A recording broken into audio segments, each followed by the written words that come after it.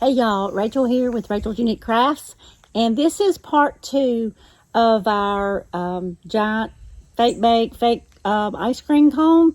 And so before we do our live tomorrow and put it all together, I want to show y'all what I'm going to do. So I'm going to turn you down real quick. This will be a short little video.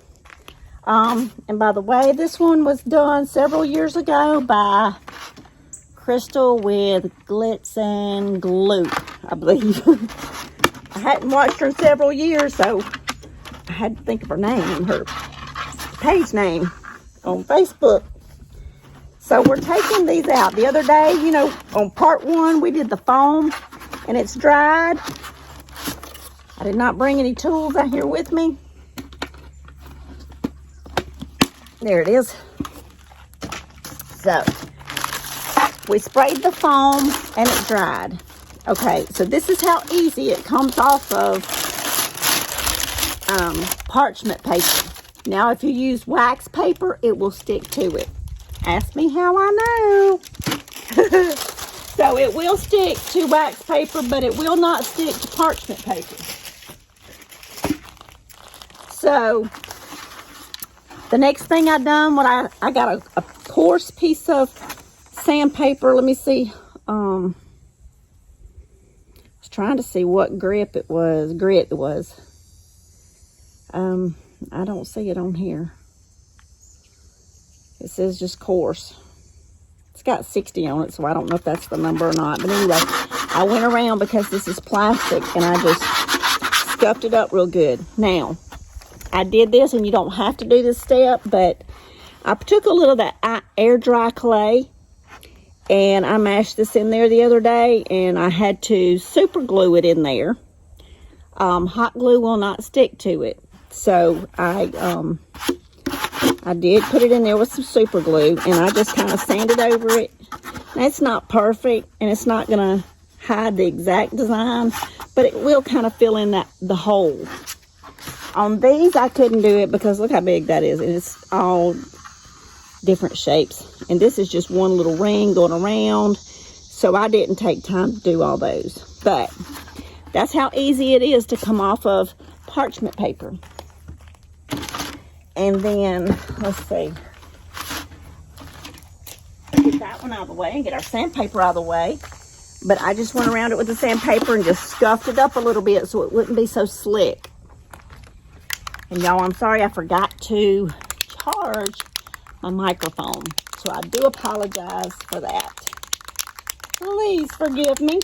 I'm not used to using it because I usually am on a live, so I forgot. So this is all we're gonna do is just kind of paint around, and I'm starting on the bottom part here, and it will take probably 2 or 3 coats.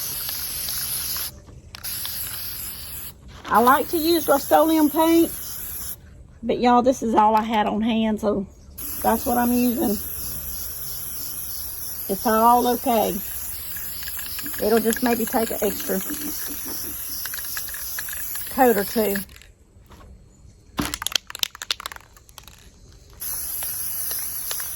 So we're just gonna go around.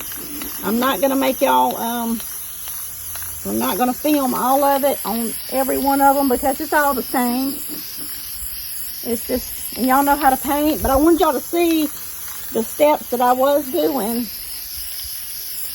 I was sanding them, and also how easy it is for that parchment paper to come off of there. And I wanted to show y'all to see if this, how it does.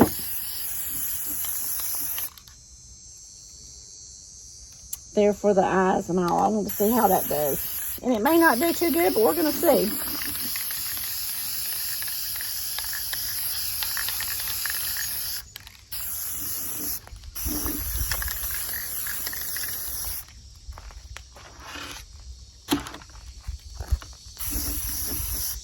I may do a little bit of paint on the inside just to help it coat it real good. If I had thought about it, I thought I had some primer, and I do have some black primer, but no white primer.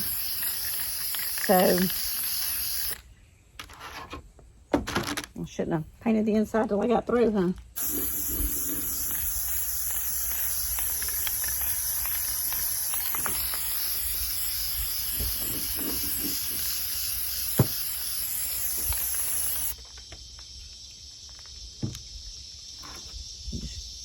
Use one finger there.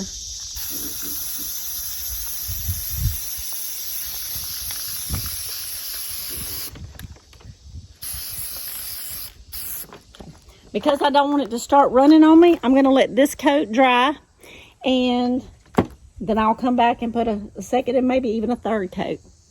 But I just wanted to share this with y'all on step 2 for our giant fake bake tall ice cream cone. So I'll see y'all in the next video. Y'all have a blessed and wonderful day. Thanks, y'all. Bye-bye.